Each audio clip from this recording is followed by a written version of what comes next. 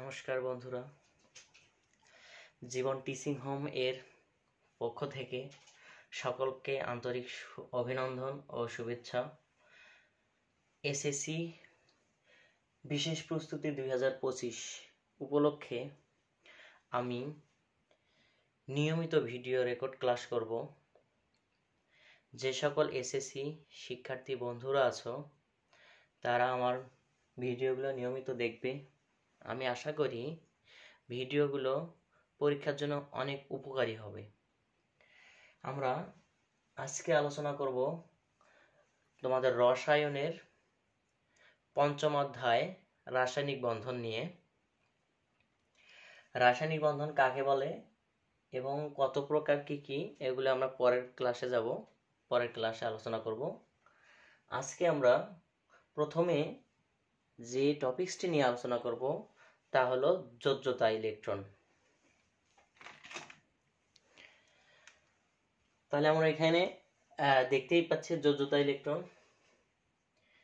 যোজ্যতা ইলেকট্রনের সংজ্ঞা যদি আমরা দেখি তাহলে কোন মৌলের ইলেকট্রন বিন্যাসে সর্বশেষ কক্ষপথে মোট ইলেকট্রন সংখ্যাকে যোজ্যতা ইলেকট্রন বলে। আবার বলতেছি, যোজ্যতা ইলেকট্রন হলো কোন মৌলের ইলেকট্রন বিন্যাসে সর্বশেষ কক্ষপথে মোট ইলেকট্রন সংখ্যাকে যোজ্যতা ইলেকট্রন বলে। তাহলে কোন মৌলের ইলেকট্রন বিন্যাসে, তাহলে আমরা যদি কোনো একটা মৌলকে আগে সর্বপ্রথম ইলেকট্রন বিন্যাস করি, যেমন আমি একটা মৌল নিলাম সোডিয়াম।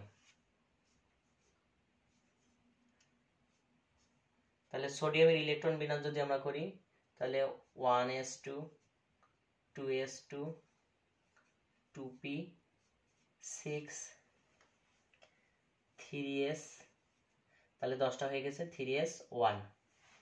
তাহলে শিক্ষার্থী বন্ধুরা, আমরা কখনোই 1s স্কয়ার বলবো না, এটা আমাদের এভাবেই বলতে হবে 1s2 2s2 2p6, কখনো 2p6 বলা যাবে না। আচ্ছা, তাহলে কি বলছে, কোন মৌলের ইলেকট্রন বিন্যাসে সর্বশেষ কক্ষপথের মোট ইলেকট্রন সংখ্যাকে যোজ্যতা ইলেকট্রন বলে। তাহলে আমরা দেখি যে সোডিয়ামের ইলেকট্রন বিন্যাস যখন করব তখন দেখা যাবে তার সর্বশেষ কক্ষপথ হচ্ছে 3, সর্বশেষ কক্ষপথ হচ্ছে 3। আচ্ছা, এই যে সর্বশেষ কক্ষপথ 3, তার অরবিটাল হলো s এবং সেই s অরবিটালে শুধুমাত্র একটি ইলেকট্রন বিদ্যমান। তাহলে সংজ্ঞানুসারে আমরা বলতে পারি যে কোন মৌলের সর্বশেষ কক্ষপথে যে ইলেকট্রন সংখ্যা থাকে সেই ইলেকট্রন সংখ্যাকে কি বলা হয়, যোজ্যতা ইলেকট্রন। তাহলে সোডিয়ামের সর্বশেষ কক্ষপথে মাত্র একটি ইলেকট্রন আছে, তাহলে এর যোজ্যতা ইলেকট্রন কত হচ্ছে, এর যোজ্যতা ইলেকট্রন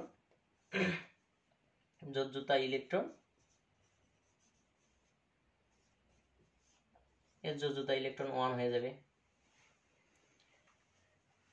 আবার বলতেছি, দেখো যে আমাদের কোন মৌলের যোজ্যতা ইলেকট্রন কিভাবে বের করব, যে সর্বপ্রথম ওই মৌলটার ইলেকট্রন বিন্যাস করব, ইলেকট্রন বিন্যাস করার পর সর্বশেষ শক্তি স্তরটা খুঁজে বের করব, সর্বশেষ শক্তি স্তরটাতে জয়টা ইলেকট্রন থাকবে তার মোট করব, সেই মোট সংখ্যাটাই হবে তার যোজ্যতা ইলেকট্রন।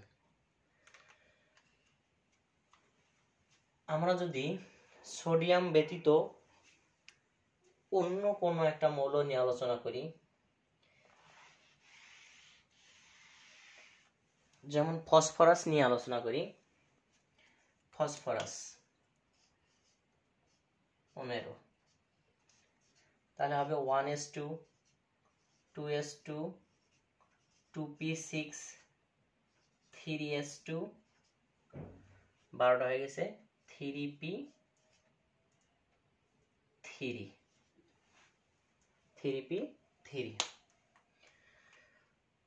তাহলে সংজ্ঞানুসারে দেখো যে কোন ফসফরাসে সর্বশেষ কক্ষপথ এই 3, তাহলে 3s আর হলো 3p সর্বশেষ কক্ষপথ। তাহলে এই সর্বশেষ কক্ষপথে মোট ইলেকট্রন কয়টা, 2টা আর 3টা, তাহলে মোট কয়টা হচ্ছে 5টা। তাহলে ফসফরাসের যোজ্যতা ইলেকট্রন কত হচ্ছে? যোজ্যতা ইলেকট্রন 5। আবার বলতেছি, ফসফরাসের ইলেকট্রন বিনাশ করার পর দেখা গেছে যে তার সর্বশেষ কক্ষপথ 3p শুধু একাই নয়, AO3 AU3, এই কারণে এর সর্বশেষ কক্ষপথ 3s এবং 3p দুটেই, এবং তার সর্বোচ্চ ইলেকট্রন কত হবে? তাহলে 2 আর হলো 3, 5টি। তাহলে আমরা জানি যে কোনো মৌলের সর্বশেষ কক্ষপথে যতটি ইলেকট্রন আছে সেটাই তার হলো যোজ্যতা ইলেকট্রন হয়ে যাবে। আচ্ছা, তাহলে আমরা যোজ্যতা ইলেকট্রন সম্পর্কে জানলাম। যদি একান্তই যোজ্যতা ইলেকট্রন সম্পর্কে তোমাদের কোনো কনফিউজ থাকে তাহলে আমাকে কমেন্টে জানাতে পারো, আমি আবার আলোচনা দরকার হলে করব। এখন আমাদের আলোচনার বিষয় হলো যোজনী। আচ্ছা, যোজনীর অনেকগুলো সংজ্ঞা আছে, তাহলে তার মধ্যে এই সংজ্ঞাটাই আমরা সবচেয়ে ভালো পড়ব। অনেক সংজ্ঞা আমরা পাবো, 3 থেকে 4টে সংজ্ঞা আছে আর কি। তাহলে আমরা এই সংজ্ঞাটা পড়ব, যেহেতু এসএসসি প্রস্তুতি অত বিস্তারিত পড়ার সময় আমাদের নাই। তাহলে যোজনী বলছে কি? কোন মৌলের ইলেকট্রন বিন্যাসে সর্বশেষ কক্ষপথের ইলেকট্রন সংখ্যা ধাতুর ক্ষেত্রে, এই জায়গাতে কিন্তু একটা জিনিস মনে রাখতে হবে, দুটা জিনিস আসবে, একটা ধাতুর ক্ষেত্রে আর একটা অধাতুর ক্ষেত্রে। তাহলে কি বলছে যোজনী? কোন মৌলের ইলেকট্রন বিন্যাসে সর্বশেষ কক্ষপথের ইলেকট্রন সংখ্যা, অর্থাৎ আমাদের যোজ্যতা ইলেকট্রনের সাথে মিলে যাচ্ছে, অথবা কি বলছে সর্বশেষ কক্ষপথের বিজোড় ইলেকট্রন সংখ্যাকে। তাহলে বিজোড় ইলেকট্রন সংখ্যা কখন? অধাতুর ক্ষেত্রে। অধাতুর ক্ষেত্রে কি বলছে?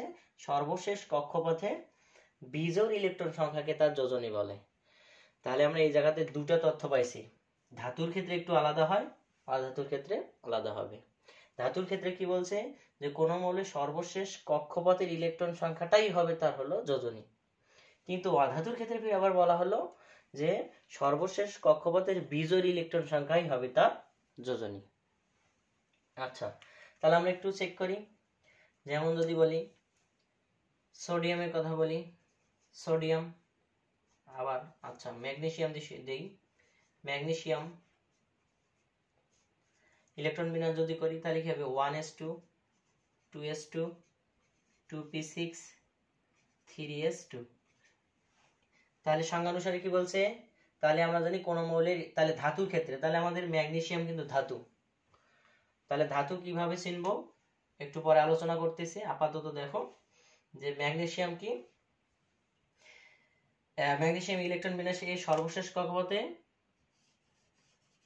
2টি ইলেকট্রন বিদ্যমান।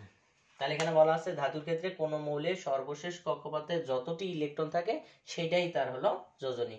তাহলে ম্যাগনেসিয়ামের যোজনী অনায়াসে কত হচ্ছে? যোজনী 2 হয়ে যাচ্ছে। আবার বলতেছি যে কোন মৌল যদি ধাতু হয় তাহলে যোজনী বের করার ক্ষেত্রে নিয়মটা কি? যে ইলেকট্রন বিন্যাসে সর্বশেষ কক্ষপথে যতটা ইলেকট্রন থাকবে সেইটাই তার হলো যোজনী। তাহলে সর্বশেষ কক্ষপথ হলো 3s, সেখানে 2টি ইলেকট্রন আছে, এই কারণে তার যোজনী হবে 2। অর্থাৎ একটা জিনিস আমরা লক্ষ্য করলে পাবো, সেটা যোজ্যতা ইলেকট্রন আর হলো যোজনী দুটোই সেম হচ্ছে। কখন? ধাতুর ক্ষেত্রে।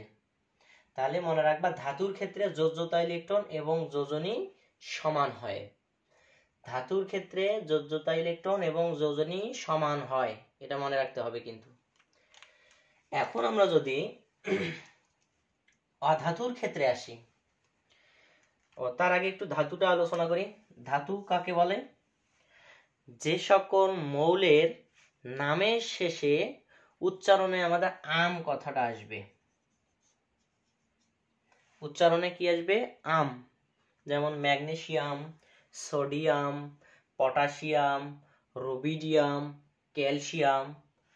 তাহলে যে সকল মৌলের শেষের দিকে উচ্চারণে আমাদের আম আসবে তারাই ধাতু।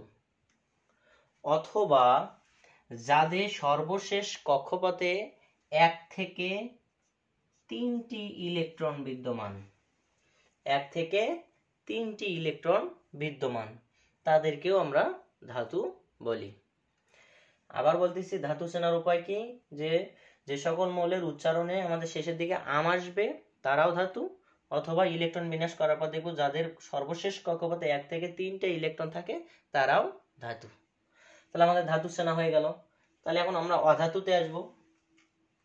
তাহলে অধাতু একটা যেহেতু এখানে একটা ফসফরাস আছে, আমরা ফসফরাস নিয়ে আলোচনা করি। তাহলে ফসফরাস কত 15, এটা ইলেকট্রন বিন্যাস করি। তাহলে 1s2 2s2 2p6 3s2 3p3। আচ্ছা, আমরা একটা জিনিস মনে রাখবো, যোজনী বের করার সময় সর্বশেষ কক্ষপথে যদি পি অরবিটাল আসে, সাধারণত যোজনী বের করার সময় সর্বশেষ কক্ষপথে যদি পি অরবিটাল আসে, তাহলে আমরা পি অরবিটালটাকে ওই অবস্থায় না রেখে 3টে উপাংশে বিভক্ত করব। যে পি অরবিটাল যখন আসবে, এই পি অরবিটালটাকে 3টে উপাংশে বিভক্ত করব। সেই উপাংশগুলো কি কি? একটা px, একটা py আর একটা pz। তাহলে x y z কোথা থেকে আসলো? আমরা জানি পি অরবিটালটি হলো ত্রিমাত্রিক। কয় মাত্রিক?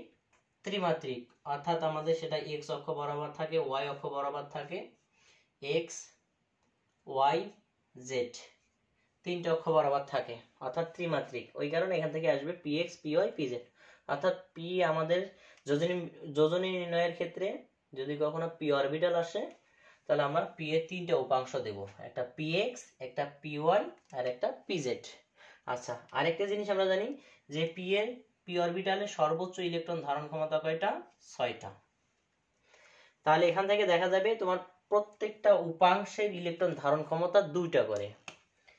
এই উপাংশের ইলেকট্রন ধারণ ক্ষমতা 2টা, এই উপাংশের ইলেকট্রন ধারণ ক্ষমতা 2টা, এই উপাংশের ইলেকট্রন ধারণ ক্ষমতা 2টা।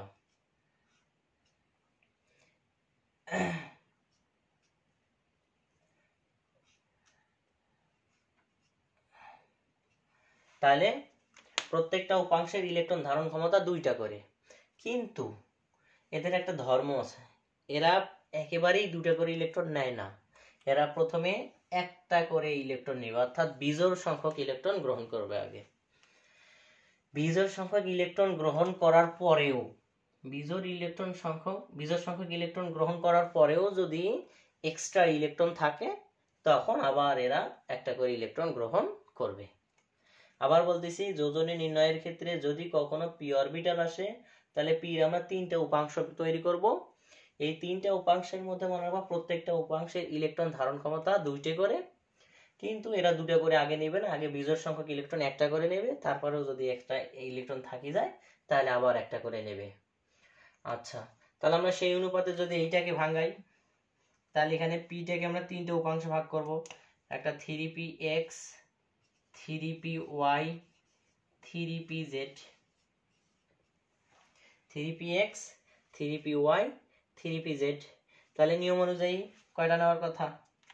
একটা করে নেওয়ার কথা। তাহলে এ একটা নেবে, এ একটা নেবে, এ একটা নেবে। তাহলে আমাদের কিন্তু 15টা ইলেকট্রন বনে গেছে। 2 2 4 6 আর 4 10 আর 2 12 13 14 15। তাহলে আমাদের 15টা ইলেকট্রন বনে গেছে। তাহলে এখন আমাদের সংজ্ঞা অনুযায়ী, তাহলে এটা যেহেতু ফসফরাসটা আমাদের অধাতু, অধাতুর সংজ্ঞা অনুসারে কি বলছে? সর্বশেষ কক্ষপথের বিজোড় ইলেকট্রন সংখ্যা। তাহলে সর্বশেষ কক্ষপথ এখান থেকে কিন্তু শুরু, এটা পুরোটাই সর্বশেষ কক্ষপথ। কিন্তু সর্বশেষ কক্ষপথ শুধুমাত্র বিজোড় ইলেকট্রন সংখ্যার কথা বলা আছে। তাহলে সর্বশেষ কক্ষপথে বিজোড় ইলেকট্রন সংখ্যা কোনটা? এইটা, এইটা, এইটা। তাহলে বিজোড় ইলেকট্রন সংখ্যা দাঁড়ালো কয়টা? 3টা। তাহলে এখানে তাহলে এটা হলো না কেন? এটাতে 2 আছে, যার জোড় সংখ্যা, অর্থাৎ এটা হবে না। তাহলে এখানে আমাদের কয়টা থাকলো? একটা, দুইটা, 3টা। তাহলে 3টা বিজোড় সংখ্যা। এই কারণে ফসফরাসের ইলেকট্রন হবে যোজনী হবে 3। ফসফরাসের যোজনী হবে 3।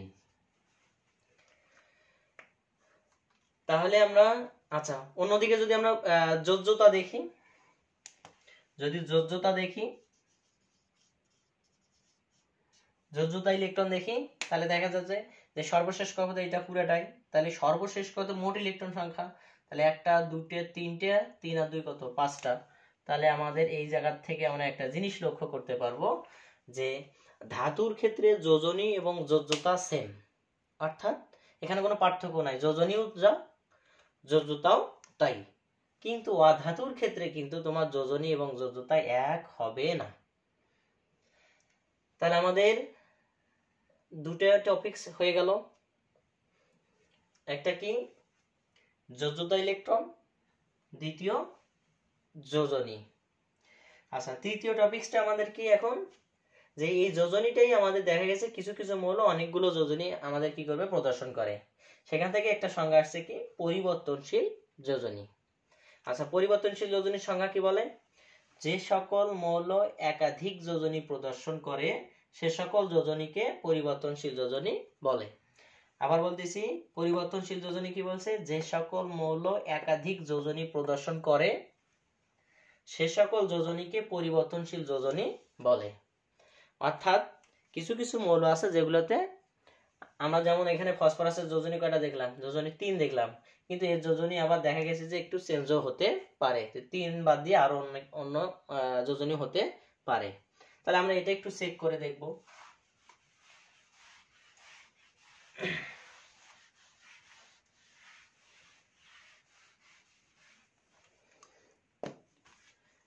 তাহলে আমরা একটা ইলেকট্রন বিন্যাস করি, ওই ফসফরাস দিয়েই শুরু করি, ফসফরাস 15। তাহলে এর যদি ইলেকট্রন বিন্যাস করি 1s2 2s2 2p6 3s2 3p 3p3। তাহলে আমরা তো ওই যোজনী বের করার ক্ষেত্রে আমরা এটা রাখবো না, আমরা রাখবো কি 3px 3py 3pz 3pz। আচ্ছা, তাহলে ওই যে বিজোড় ইলেকট্রন সংখ্যা দিয়ে দাও, 1টা 2টা 3টা দিয়ে দিলাম। এখন তাহলে আমরা নরমাল অবস্থা দেখা যাচ্ছে যে ফসফরাসের যোজনী কত, ফসফরাসের যোজনী কত হচ্ছে ওই যে বিজোড় সংখ্যক ইলেকট্রনই হবে তার যোজনী, তাহলে বিজোড় সংখ্যক ইলেকট্রন কত, তাহলে 3, তাহলে যোজনী কত হচ্ছে, যোজনী হচ্ছে 3। কিন্তু ফসফরাসকে যখন উত্তেজিত করা হবে, ফসফরাসকে যখন উত্তেজিত করা হবে, আচ্ছা এর আগে একটু গল্প বলে নেই। ধরে নিলাম যে এই 3 এই 3 এই 3 এই 3, অর্থাৎ প্রত্যেকটা 3 কে আমরা একটা করে ভাই ধরে নিলাম। তাহলে দেখা গেছে যে এক বাবার 4টে সন্তান, এই 4টে সন্তানকে আমাদের কি করা হয়েছে, দেখা গেছে যে বাবা বৃদ্ধ হয়ে গেছে, তাহলে এখন বাবা জমি ভাগ করে দেবে। জমি ভাগ করার পর যা দেখা গেছে যে আমাদের এই ভাই এই ভাই এই ভাই এই 3 ভাইকে 1 বিঘা করে দেওয়া হয়েছে, কিন্তু এই 3s ভাইকে দেখা গেছে 2 বিঘা দেওয়া হয়েছে। তাহলে দেখা গেল যে 3s ভাই একটু ছোট, তখন এরা মানিয়ে নিচ্ছে যে হোক ছোট ভাই খাবে, কোনো সমস্যা নেই। কিন্তু এই জায়গাতে আমাদের কি করছে, আমাদের পার্শ্ববর্তী এলাকার লোক অথবা গ্রামের লোক আমাদের আসিয়ে এই 3 ভাইকে কি কান বুদ্ধি দিয়ে দিছে যে দেখো যে তোমাদের 3 ভাইকে খুব কম ভালোবাসে, অর্থাৎ তোমার ছোট ভাইকে অনেক ভালোবাসে, ওই কারণে তোমার ছোট ভাইকে দেখো বেশি জমি দিছে। তখন এরা তো কি হয়ে গেল, এরার মাথা পাগল হয়ে গেল, একটু উত্তেজিত হয়ে গেল যে কি আসলেই তো আমাদের 1 বিঘা করে দিয়েছে, তার মানে আমাদের কম ভালোবাসে। তখন এরা কি করবে, এই 3 জন একে চাপ দেবে যে আমরা 1 বিঘা করে নিছি, তোকেও 1 বিঘাই নিতে হবে, অর্থাৎ বেশি নেওয়া যাবে না, সমান সমান নেব। তাহলে এখন কি করলো, এ বাধ্য হয়ে একটা 1 বিঘা জমি কি করলো, 1 বিঘা জমি নিয়ে নিল, আর একটা কি করলো 1 বিঘা জমি এখন ছেড়ে দিল। এখন এই 1 বিঘা জমি এখন কে নেবে, এও নিতে পারবে না, এ নিলে এর 1 বিঘা বেশি হয়ে যাবে, এও নিতে পারবে না, এও নিতে পারবে না, এও নিতে পারবে না। তখন এরা কি করবে, এই 1 বিঘা জমি দেখা গেছে যে তার কাছের আর কোনো ভাই আছে কিনা, তাহলে তার কাছের ভাই এখন খুঁজতেছে, এখন দেখা গেছে তার কাছের ভাইও আছে। কিভাবে আমরা দেখবো, আমরা জানি 3 নাম্বার শক্তি স্তর অরবিটাল থাকে 3টা, শক্তি স্তর যতটা অরবিটালও ততটাই থাকে আর কি, যে আমাদের 3 নাম্বার শক্তি স্তরে অরবিটাল থাকে এস পি ডি। তার মধ্যে দেখা গেছে দেখো এস ভাই নিছে, ইলেকট্রন নিয়ে নিছে, পি ভাই ইলেকট্রন নিয়ে নিছে,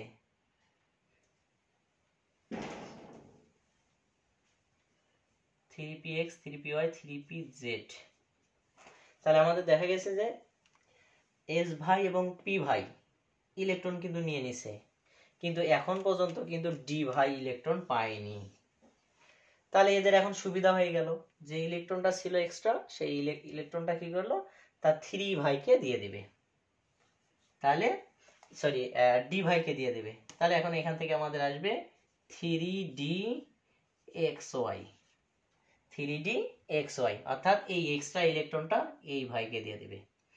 যখন এই ভাইকে দিয়ে দিল তখন দেখা যাচ্ছে যে আমাদের ইলেকট্রন সংখ্যা দেখো তো, বিজোড় ইলেকট্রন সংখ্যা কয়টা হয়ে যাবে, অবশ্যই একটা, দুইটা, তিনটা, চারটা, পাঁচটা, অর্থাৎ তখন বিজোড় ইলেকট্রন, যখন আমাদের বিজোড় ইলেকট্রন দাঁড়াবে 5, অর্থাৎ যোজনী তখন হবে 5।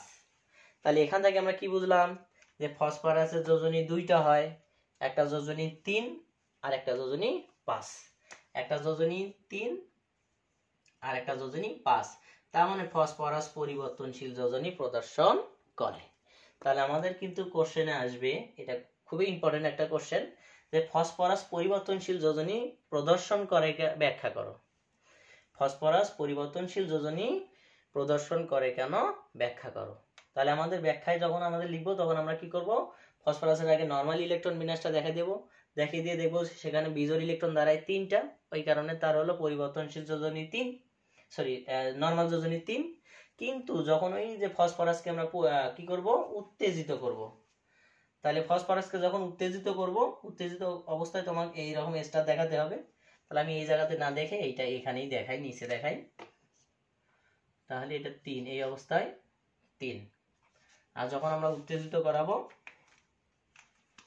উত্তেজিত করালে কি হবে, 1s2, 2s2, 2p6, 3s2, 3px, 3py, 3pz। তাহলে এটা তো একটা করে নেবেই। এখন এই যে এটা বাধ্য হয়ে কি করবে, ত্যাগ করবে, এইটা হলো তোমার নিয়ে যাবে 3d xy, 3d xy এই নিয়ে নেবে। তাহলে এখানে দাঁড়ালো কত, 5, অর্থাৎ ফসফরাস পরিবর্তনশীল যোজনী প্রদর্শন করে। অনুরূপভাবে আমরা যদি দেখি সালফার, আমরা একটু সালফার ইলেকট্রন বিন্যাস করব। ও তোমাদের আরেকটা জিনিস মনে রাখবা, যে পি অরবিটাল আসলে পি এর যেমন 3টে উপাংশ হয়, ডি অরবিটালের কিন্তু 5টা উপাংশ হয়, ডি অরবিটালের 5টা উপাংশ হয়। তার মধ্যে মনে হয় dxy, dyz, dzx, dx square minus y square, dz square, এই 5টা উপাংশ সৃষ্টি হয়। ওই আগের মতোই, পির মতোই এরাও এই উপাংশগুলো প্রত্যেকটায় দুটো করে ইলেকট্রন নিতে পারে, কিন্তু প্রথমে এরা বিজোড় সংখ্যক ইলেকট্রন নেবে, অর্থাৎ একটা করে নেবে, পরবর্তীতে যদি আবার এক্সট্রা ইলেকট্রন থাকে আবার নিয়ে নেবে। আচ্ছা, তাহলে আমরা এখন সালফারে যাই। সালফারের ইলেকট্রন বিন্যাস দেখি। তাহলে আমাদের সালফার পারমাণবিক সংখ্যা কত হচ্ছে, সালফার 16। তাহলে ইলেকট্রন বিন্যাস করে দেখি, 1s2, 2s2, 2p6, 3s2, 3px, 3py, 3pz। তাহলে সালফার কত, 16, তার মধ্যে এখানে 12টা গেছে, তাহলে এখন 13, 14, 15, তাহলে 13, 14, 15, তাহলে 15টা, কিন্তু আছে কয়টা ইলেকট্রন, 16টা, তার মানে এবার একটা এক্সট্রা ইলেকট্রন আছে, এই এক্সট্রা ইলেকট্রনটা কি করবে, এবার এ নিয়ে নেবে। তাহলে আমরা দেখলাম যে প্রথমে একটা করে নেয়, তারপরেও যদি এক্সট্রা থাকি যায় তাহলে দুটো করে নেয়, তাহলে তো একটাই বেশি আছে, সে প্রথমটা নিয়ে নেবে। আচ্ছা, নিল, নেওয়ার পর দেখা গেল যে সালফারের দেখো বিজোড় ইলেকট্রন সংখ্যা তাহলে কয়টা হচ্ছে, সালফারের বিজোড় ইলেকট্রন শুধুমাত্র কয়টা, এই দুইটা, তার মানে তার যোজনী কত হবে, তাহলে যোজনী হয়ে গেল 2। কারণ কি, বিজোড় ইলেকট্রন সংখ্যা কত, বিজোড় ইলেকট্রন সংখ্যা হলো 2টা, ওই কারণে যোজনী হবে 2। আচ্ছা, এখন ওই আগের মতোই এরা কি করবে, এই এদেরকে উত্তেজিত করবে। তাহলে সালফারকে যখন আমরা উত্তেজিত করে দেব, তাহলে সালফারকে যখনই উত্তেজিত করে দেব তখন কি ঘটনাটা ঘটবে? ওই আগের মতোই কি করবে, 1s2 2s2 2p6 3s2 3px 3py 3pz। আচ্ছা, তাহলে দেখা গেছে যে এই দুটো নিয়ে আছে, এক বাধ্য করাবে একটা নিতে, একে বাধ্য করা হলো একটা নিতে। তাহলে ওই যে এক্সট্রা ইলেকট্রনটা কোথায় যাবে? ওই যে তার আর এক ভাই আছে 3d, তাহলে তাকে দিয়ে দাও। তাহলে 3d xy একে দিয়ে দিলাম। তাহলে বিজোড় ইলেকট্রন সংখ্যা দাঁড়ালো কয়টা? 4টে। কিভাবে? দেখো ওখানে যে একটা, দুইটা, তিনটা, চারটা, তাহলে বিজোড় ইলেকট্রন সংখ্যা দাঁড়ালো 4টে, ওই কারণে তার যোজনী হবে 4। আবার সালফারকে আবারও যদি উত্তেজিত করা যায়, অর্থাৎ সালফারকে আবার উত্তেজিত করে দিলাম, তাহলে কেন? কারণ এই যে দেখো এই ভাই এই ভাই এই ভাই এই ভাই এরা একটা নিয়ে আছে, কিন্তু এই ভাইটা দেখো দুটো নিয়ে আছে। তাহলে আমরা এই ভাইকে এবার কি করবো? উত্তেজিত করে দিলাম। এরা সবাই একে চাপ দিয়ে দিল। তাহলে কি হবে? 1s2 2s2 2p6 3s2